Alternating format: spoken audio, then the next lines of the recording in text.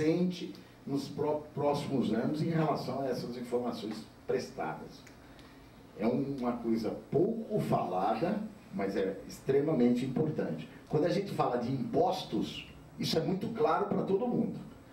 Quando a gente não paga um determinado imposto, ocorre o risco de uma sanção por parte da autoridade administrativa, no caso a Receita Federal. A gente tem essa perfeita noção de que aquela declaração de imposto de renda, uma vez mal prestada do ponto de vista de informação, independente de dólar ou culpa, tem vinculação jurídica e repercussão que pode ir até se pegar os bens daquela pessoa que não pagou o imposto. Mas nem sempre é perceptível de que as informações contábeis têm o mesmo caráter. E é por isso que elas são publicadas, e é por isso que elas têm que ser bem feitas, e é por isso que elas são assinadas, e é por isso que elas são referenciadas, e é por isso que os bancos utilizam para fornecer crédito, é por isso que se observam regras contábeis e os padrões contábeis cada dia mais com mais atenção.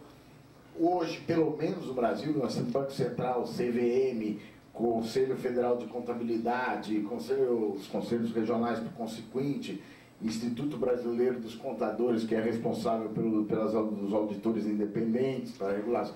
Todos esses órgãos, eles dizem respeito a essa fiscalização. E essa fiscalização existe porque existe uma vinculação de responsabilidade que o público não acordou e muitas vezes os empresários também não acordaram para esse detalhe. E que os contadores, no meu ponto de vista, até para valorizar a profissão, aliás, quem viu teve recentemente, se não me engano, no jornal Valor Econômico, um encarte sobre os profissionais mais valorizados na próxima década. E, se não me engano, em segundo lugar estavam os contadores. Porque hoje há uma grande dificuldade de se encontrar profissionais especializados, competentes e que tenham esse entendimento abrangente. Por quê? Porque, de forma crescente, essa responsabilização e a necessidade de fornecimento de informações tem aumentado. E é fundamental que sejam prestadas as melhores informações.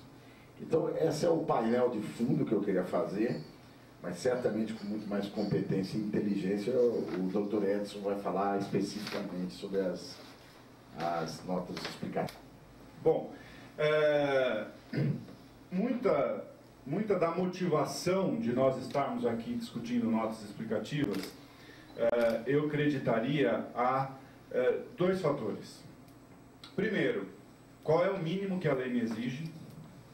E segundo, eu cumprindo o mínimo que a lei me exige, isso me reduz custo. São as duas coisas que eu tenho mais escutado. Por isso que o Dr. Francisco Pérez falou antes, para dar essa visão econômica das notas explicativas. As notas explicativas não são uma formalidade a ser cumprida e pronto, passamos, vira a página. Né? Principalmente no âmbito do IFRS. Então nós vimos, obviamente não vou repetir essa abordagem econômica que foi dada aqui, mas eu quero só destacar um ponto da relevância antes de nós entrarmos efetivamente no que a lei diz, do que a norma diz, porque é disso que nós vamos falar, mas para fazer essa ponte, falar da relevância das notas explicativas hoje, né? Das demonstrações financeiras como um todo e das notas explicativas em particular. Se nós pegarmos as companhias abertas, eu acho que dá o quê? Mais ou menos uns 5 anos que nós tivemos a instrução 480 da CVM dispondo sobre o formulário de referência. E nesse formulário de referência, e aí outra crítica, né? Tudo que está no formulário de referência está publicado, então por que eu preciso fazer as duas coisas? Mas tem muita análise de risco no formulário de referência, praticamente o balanço inteiro está no formulário de referência. E o que é interessante? Quem é que assina o formulário de referência? O presidente da empresa, obviamente, e o diretor de RI. Por que o diretor de RI? Exatamente pela relevância, pela importância que as demonstrações financeiras têm para as transações de mercado. Né? O RI, como o publicitário, vamos dizer assim, das ações, ele é o responsável, ele tem que saber o que está passando, porque ele é que vai checar, ou deveria checar, se a informação é precisa, se ela é útil, se ela é contemporânea e se ela é eficiente. Agora, isso do ponto de vista do mercado.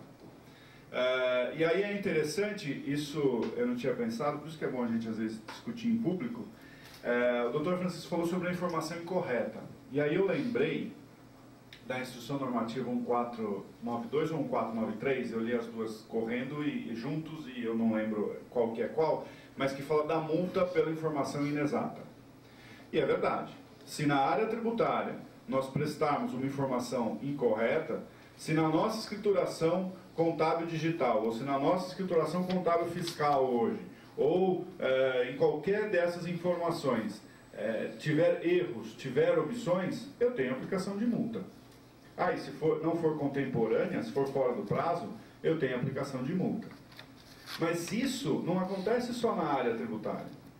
Eu tenho também aplicação de multa ou de sanção, vamos dizer assim, de alguma penalidade, se as demonstrações financeiras não estiverem de acordo com o que o órgão regulador disse que deveria ser, ele vai mandar republicar. E se o regulador não está aplicando uma multa nesse momento pecuniária, em dinheiro, a republicação significa mais custo. Então a informação incorreta nas demonstrações financeiras também tem a sua sanção, fora a sanção do mercado. Eu lembro há uns 2 anos que a Lojas Marisa anunciou, eu até me ocorreu esse exemplo agora, senão eu teria trazido o jornal, que eu guardei. Anunciou que estava mudando a sua PDD. Quando ela fez isso, a ação caiu quase 5%. Por quê? Bom, tinha porque se ela está revendo no meio do ano, é porque alguma coisa, ou ela justifica muito bem o que aconteceu, ou aquela demonstração não foi feita de uma maneira tão adequada assim, tão precisa, tão útil, tão eficiente. E o mercado puniu. Caiu quase 5% por conta de uma PDD. Que, aliás, voltou-se a discutir isso no âmbito do IFRS. Né? Então, o que acontece? Do ponto de vista da sanção jurídica, da penalidade, a falta de informação ou a informação incorreta da demonstração financeira também existe, e mais do mercado e mais de algum prejudicado. Se eu tenho eventualmente, e aí outro exemplo, é que esse caso é tão conturbado, mas é um dos primeiros que envolveu a Oi, quando a Oi foi comprar a Brasil Telecom. O que dizia nas demonstrações financeiras da Brasil Telecom?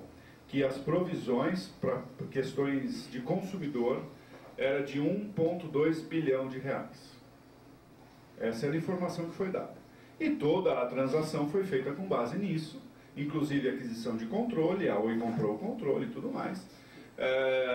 Comprado o controle, a Oi foi incorporar a Brasil Telecom. Isso acho que foi começo de 2010, está nos jornais daquela época. No momento em que a Oi vai incorporar a Brasil Telecom, é publicada uma informação de que aquela conta de provisões, na verdade, era 2,5 bilhões. Veja, mais do que dobrou. E não dobrou de 10 mil para 20 mil reais. Dobrou de 1,2 para 2,5 bilhões. O que isso gerou? Gerou um questionamento por parte dos minoritários da Brasil Telecom, que tiveram que ver o seu valor reduzido por conta dessa estimativa contábil, inclusive com processo na CVM. Né? Existe um procedimento na CVM dos minoritários da Brasil Telecom lá da época. Veja, mais uma punição. Agora não é nem o caso de republica balanço, porque a empresa nem existe mais. Aliás, daqui a pouco não existe nem mais a Oi. Porque por essas montes, ou não aquela Oi original. Né? Então veja, a punição, sim, a punição, efetivamente, a punição jurídica relacionada às demonstrações financeiras. Por conta disso, e aí já quase chegando nas transparências efetivamente, por conta disso, é que muitas vezes os auditores também chegam e falam, bom, coloque absolutamente tudo. Eu falo, bom, ok, eu tenho aqui aqueles modelos ABC da auditoria, ele chega e fala, está aqui. Aí ele fala, se bem que eu vou dar um exemplo de empresa que tem aqui, então para essa não vale o exemplo. mas chega e fala assim, bom, essa aqui é a nota do ativo biológico. Aí a empresa fala, bom, mas eu não tenho ativo biológico. Não, mas você tem que cumprir a nota. Claro, eu estou sendo extremado aqui. Não, mas você tem que ter essa nota. Não, mas eu não tenho ativo biológico. Ah, não, mas então explica como é que mensura ativo biológico e diga, eu não tenho ativo biológico. Não, mas se eu vou dizer eu não tenho ativo biológico, o que eu vou mensurar? Esse é um exemplo extremo, mas eu vou dar um exemplo concreto que não é extremo. O impairment. Eu já vi nota explicativa enorme sobre impairment, explicando o que é. Na verdade é um manual do CPC-1, na nota explicativa. E aí nós vamos lá para os artigos, tem, olha, não, fizemos avaliação e não há. Ok, mas quem fez a avaliação? Foi um perito externo? Como que foi feito? Foi feito com base no valor de mercado ou foi feito com base no fluxo de caixa gerado? Na geração de fluxo de caixa? Se foi feito com base na geração de fluxo de caixa, qual é o desconto que foi usado? É essa informação que tem que ter. E não como que tem que ser feito. Né? Bom, vamos lá, que eu vou chegar, eu já ia antecipar um pouco aqui, mas eu vou chegar. Então vamos lá discutir essa nova regulamentação, que foi uma briga muito grande lá dentro do CPC. Eu vou falar do grupo que o CPC formou, e eu tive o privilégio de fazer parte, o único advogado desse grupo. Eu achei que eles tivessem me convidado para que, se tivesse algum problema, tinha alguém para defender, mas não, acho que não teve problema nenhum. Então vamos lá. As discussões que eu já passei um pouco. A revista Capital Aberto de 12 de... Eu nem voltei muito, peguei os mais recentes. Revista Capital Aberto de 12 de fevereiro de 2013. O título é Menos Seria Mais. Companhias confundem quantidade com qualidade na hora de preparar as notas explicativas nos balanços em IFRS. Por isso que aí fala, não, com o IFRS ficou enorme. É verdade, ficou, mas tem como resolver isso. Valor econômico, 29 de outubro do ano passado. O grupo tenta melhorar e reduzir notas explicativas. Aqui já nessa matéria há inclusive referência ao próprio IASB, que está discutindo uma orientação, não é a orientação que eles chamam, uma interpretação sobre notas explicativas. Né? E aqui no Brasil foi criado, o CPC criou esse grupo. E mais recente, 28 de fevereiro, CVM quer mais qualidade e menos volume. Então, inclusive incentivado pela CVM, o CPC e o CODIM montaram um grupo de estudo sobre nota explicativa. Isso aqui eu tirei do próprio site do CODIM. Foi criado então um grupo, ele era formado por 13 pessoas. Dentro dessas 13 pessoas, representantes de empresa, representantes da academia, representantes do CPC, representantes dos analistas, que mais? Representantes da própria CVM, representantes do IBRACON e eu de advogado. Né? Mas foi muito interessante, porque o que se discutiu, né, foi muito a questão, como nós vamos reduzir, o que precisa fazer para tirar isso, para tirar aquilo. E no começo não se discutia a questão da responsabilidade. Quem levantou, inclusive nem fui eu, foi a CVM. Falou, ok, vamos fazer isso, mas espera lá. Eu também não posso simplesmente não falar nada. Né? Muito bem. E esse grupo, então, foi incumbido de redigir o que seria uma manifestação do Comitê de Pronunciamentos Contábeis sobre elaboração de notas explicativas. Uma outra discussão que teve bastante grande, eu dou um pouco dos bastidores para vocês, que eu acho interessante para a gente entender o que estava por trás. Na verdade, 3 questões. Aqui uma foi pública. Primeiro, qual é o tipo de norma? É um pronunciamento, é uma interpretação ou é uma orientação? Houve quem defendesse que fosse efetivamente um pronunciamento. Porque o pronunciamento é o que inova, né? A orientação e a interpretação, elas não inovam na prática contábil, mas o pronunciamento sim. E houve quem defendesse ferozmente que fosse um pronunciamento. Isso acabou caindo por quê? Até porque não existe um pronunciamento do IASB, não existe um IFRS sobre isso, e aí nós poderia questionar a aderência do Brasil aos IFRS. Então se abandonou a questão do pronunciamento e se concluiu que seria efetivamente uma orientação. Uma segunda discussão antes de ir a público foi o seguinte: colocamos ou não colocamos exemplos? O texto original tinha alguns exemplos. Então era assim, um deles: ajuste a valor presente. O que precisa ser informado como exemplo?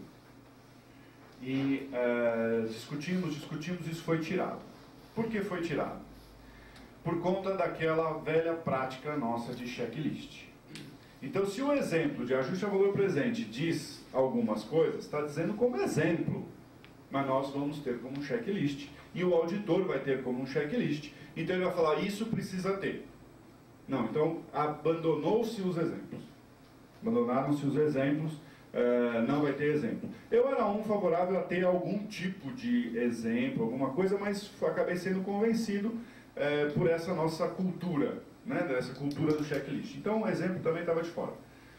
E aí o terceiro ponto, que inclusive foi para consulta pública antes da audiência, era a seguinte pergunta: precisa ter uma manifestação do CPC sobre isso? Foi a primeira pergunta da consulta pública. Por quê? Porque se vocês leram a minuta de orientação, que parece que foi aprovada sexta-feira pelo CPC sem grandes alterações, se vocês leram, vocês perceberam que tem 3 partes. Nós vamos comentar aqui por cima, eu vou entrar em pontos, não na organização dela, na estrutura, mas tem 3 partes. As 2 primeiras é fazendo referência a CPCs, principalmente o 00, que é o pronunciamento conceitual básico, e ao CPC 26, que é o IAS-1, referente à informação, efetivamente, às demonstrações financeiras. Então, quando se ia redigindo isso, e a primeira ideia foi, vamos resgatar dos CPCs o que precisa ter em nota explicativa, aí veio a pergunta, precisa? Leia o pronunciamento conceitual básico, leia o CPC 26 e pronto. Aí chegou-se à conclusão de que não, precisaria ter sim, para deixar um pouco mais claro e, na verdade, para trazer alguns salvos-condutos, que eu vou falar aqui. Né? Era algo que está claro, mas a orientação reforçou alguns pontos. E aí nós temos, então, efetivamente, a minuta da orientação, como eu disse, parece que foi aprovada sem grande... Quer dizer, foi aprovada na sexta-feira pelo CPC e sem grandes mudanças de conteúdo. Tinha algumas mudanças importantes de redação a serem feitas, inclusive conceituais, mas não de conteúdo. E é sobre elas que eu quero falar um pouquinho. Então aqui, só para ilustrar, né, o edital de audiência pública, número 5, da Superintendência de Normas Contábeis, da CVM, que propunha a orientação CPC número 7.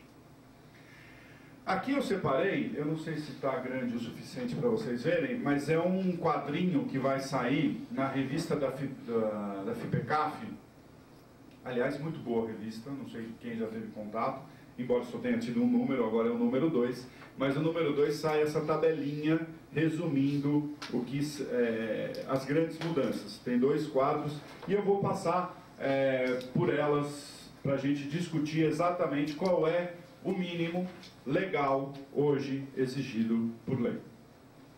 E só lembrando, a orientação do CPC, como orientação em si, ela não tem força normativa, mas uma vez aprovado pela CVM, via uma deliberação, e aprovado pelo Conselho Federal de Contabilidade, via uma resolução, passa a ter força de lei, faz parte sim do nosso direito contábil, como uma norma infralegal. Mas o direito contábil está no âmbito do direito comercial, rápido esclarecimento, e o direito comercial, diferente do tributário, não precisa ter tudo na lei.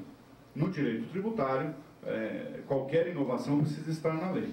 No direito comercial, não necessariamente. Aliás, há um movimento, vocês já devem ter visto também em publicações, de se tirar da lei as referências às normas contábeis. O que eu acho bastante temerário, porque nós temos vários direitos que estão previstos na lei e que tomam por base as demonstrações financeiras. Eu também não posso chegar, eu não acredito que vale a pena dar essa discricionariedade toda na hora de elaborar as demonstrações financeiras. Então vamos lá. Nós temos metade do tempo, tá bom. Primeira questão é a relevância. E relevância é um nome técnico que o CPC usa e que o IFRS usa, o IASB usa, para dizer aquilo que o Dr. Francisco Petro já colocou.